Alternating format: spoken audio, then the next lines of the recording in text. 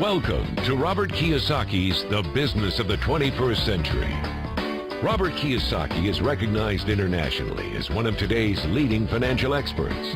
The author of the best-selling Rich Dad, Poor Dad, his books have been translated into 51 languages in 109 countries and sold more than 28 million copies worldwide.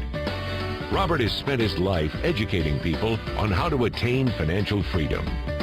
Now, through this special video presentation, he explains why network marketing is indeed the business of the 21st century and how you can take advantage of its opportunities to create the life you desire.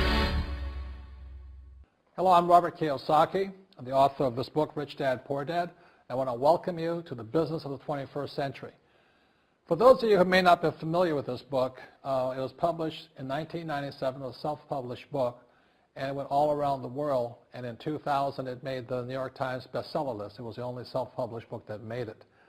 And at the same time, a woman named Oprah Winfrey called, and I went on her show to talk about Rich Dad, Poor Dad, and voila, suddenly I was a famous individual. So today this book has now sold approximately 25 million copies in 100 different countries and 50 different languages. So today, Rich Dad, Poor Dad is the #1 personal finance book ever written. So Rich Dad, Poor Dad is a very simple story of my two dads. My real dad was the head of education for the state of Hawaii. Great guy, PhD, like I said, head of education, smart guy, but he also ran for lieutenant governor of the state of Hawaii as a Republican. Unfortunately, he lost, and he ultimately died poor, so that's why I call him my poor dad. My rich dad, on the other hand, didn't finish school, but he ultimately became one of the richest men in Hawaii. So he was my best friend's father, and starting when I was just the age of 9, my rich dad began teaching me about money and business and why the rich are getting richer and why there's this big gap between the rich and everybody else today. So Rich Dad is a very simple, true story about two fathers, Rich Dad and Poor Dad, tell their two sons about money. And it was my poor dad always said, go to school, get a job, work hard, and all that stuff. And my rich dad says, you'll never get rich doing that. You'll never be a free man.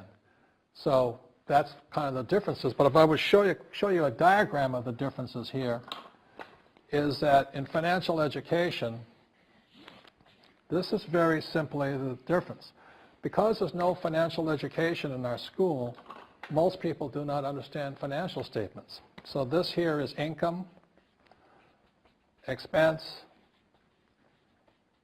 assets, and liabilities.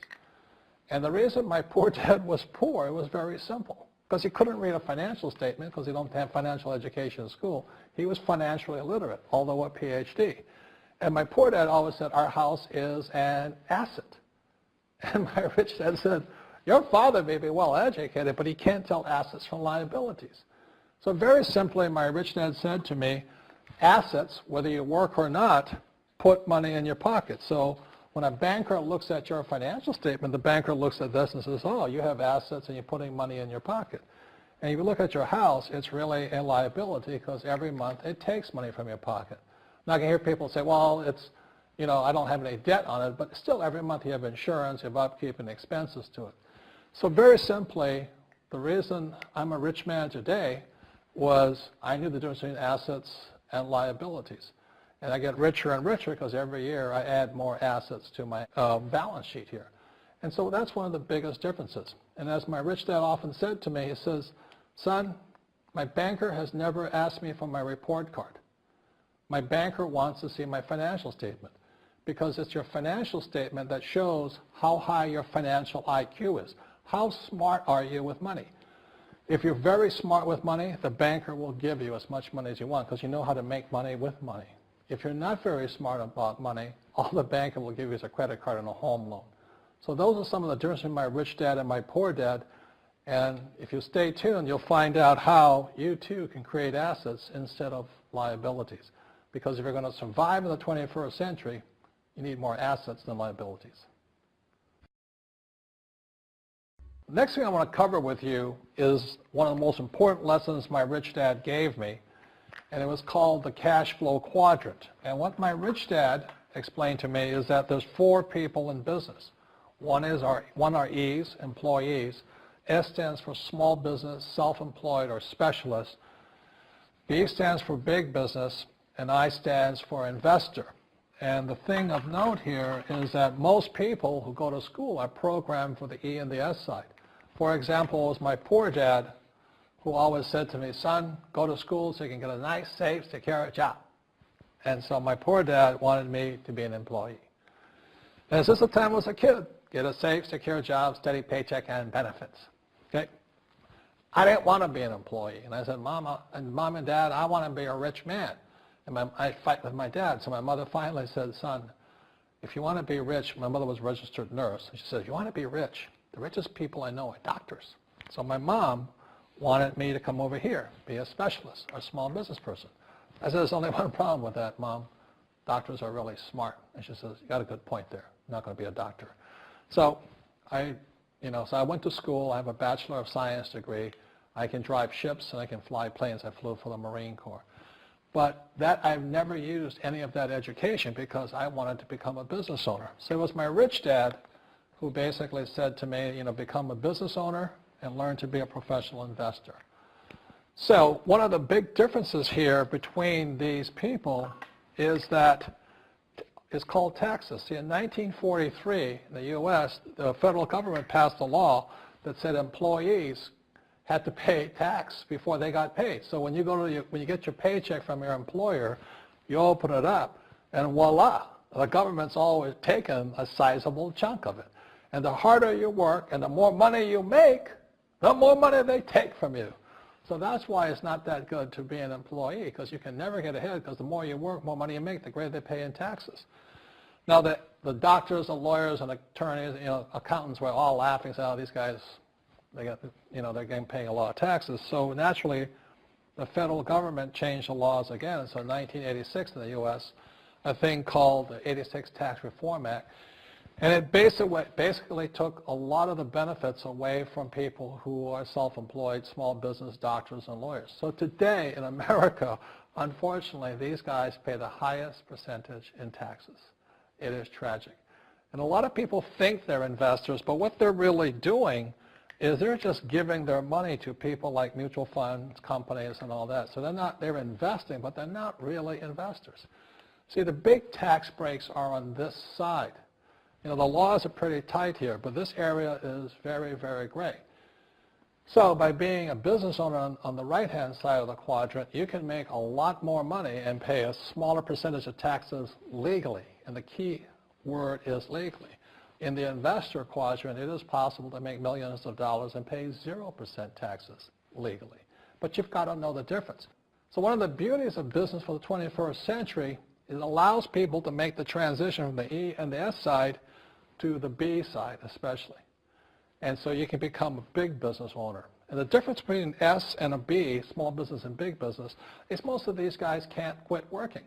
Most small business owners, if they stop working for more than a month, the business collapses. They don't really have a business. Most of these people own a job. So the beauty of business for the 21st century is it allows these people to make the transition to the B side so that you don't have to keep working hard for money, and the money can actually come in passively. Then once you have your business up and running, then I always recommend you then begin investing with your excess cash, paying less and less in taxes. And that's the reason the rich are getting richer. In this section, I want to talk to you about a different kind of quadrant. Years ago, I found out there was 4 kinds of people in the world. One type are people who must be right. These people know all the right answers. They went to school. They know everything. You can't tell them anything. This is not a good business for them because their minds are too set. Another kind of person is a person who must be comfortable. The house could be on fire, but they're still watching TV, eating a hot dog, watching what's going on in the world. These people are toast because the world economy is not coming back. The world economy has moved on. And people who need to be comfortable will probably be left behind. So the people who need to be comfortable, you probably shouldn't talk to them because you only make them uncomfortable. And they're probably not going to make the move because number one priority is being comfortable. Another kind of person is a person who must be liked. They want to please everybody. this is probably not the business for them either, because they want somebody else's approval. They want to be the good little boy or girl saying, I did the right thing, didn't I? You like me, don't you? And so they'll probably not be successful in the 21st century because they'll probably want to be liked by people who have to be right, and people want to be comfortable. All right, good, be comfortable. All right, you're very right. That's probably being liked. But the business for the people of the 21st century are people who must win. And that's where I am at. One of the best things I was taught in the Marine Corps and at military school is not how many times you get knocked down, it's how many times you stand up. When somebody knocks you back, what do? Oh, you hurt my feelings. You'll probably not be successful. The world will probably pass you by. Because as I said, the world economy is moved on. It's not coming back. So winners will win. But winning takes sacrifice. Success takes sacrifice. And these are the people who will do best in business of the 21st century. So when you're talking to people, about this business, you have to look at them and ask yourself, is this person really just going to be liked and they'll tell you what you want to hear?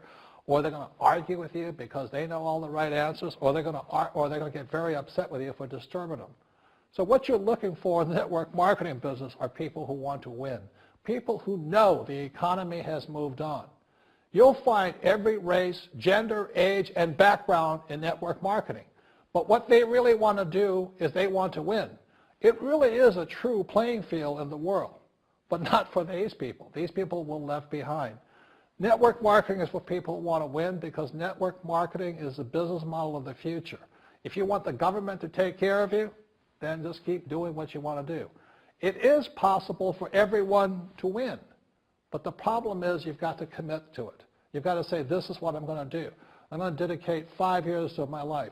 You want to look at the leaders and say, those are the people I want to be like. Those are the kinds of people I want to hang out with. That's what you got to say to yourself. And I want to help other people do what I want to do and win in life. And that's why I support network marketing, because it really is the business for the 21st century.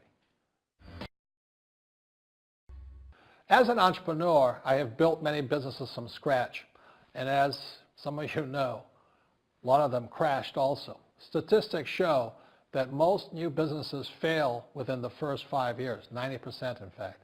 And of the 10% that survive, the remaining 10% crash in the second 5 years. So in other words, most are gone in 10 years. So I've looked at many different models, and one that stands out for me is network marketing. And the reason for that, it takes very little upfront cash. It is low overhead. You can do it part-time. It means keep your daytime job, but do this part-time. And once the business is up and running, it can generate enough income so that you can move from the left side to the right side of the quadrant. So let me tell you about my introduction to network marketing, because I had a very closed mind to it. Since I can build my own businesses, I said, why do I need a network marketing business? But about 15 years ago, I have a good friend, his name is Bill, and this guy is the best real estate investor I know. He has tons of assets in here. So I said, Bill, why did you start a network marketing business? And his answer was very simple. He says, it's my way of helping people. But more importantly, he says, the reason most people can't invest in real estate is because they don't have a business. They don't make enough money simply because taxes, debt, inflation, and retirement savings are killing them. They cannot even invest. So my friend Bill, who is a professional real estate entrepreneur, he says, I started a network marketing business so the people that worked with me could start their own business and then invest money with him. So with that, I realized then that network marketing wasn't about making money, but it was about helping people to help other people make money so they become financially free. So the beauty of network marketing, I said, like it's very low entry point, doesn't take much money, you can do it part-time. And where you profit is in most big corporations is they spend millions, sometimes billions of dollars in advertising. So rather than give that money to advertisers, network marketing depends on building a network. It's called word of mouth, like you recommend a movie to a best friend. So really, the reason I support network marketing, because it's not about selling. It's about people helping people build assets in the asset columns, becoming business owners, and then becoming investors, rather than going through all of this here, which most E's and S's go through.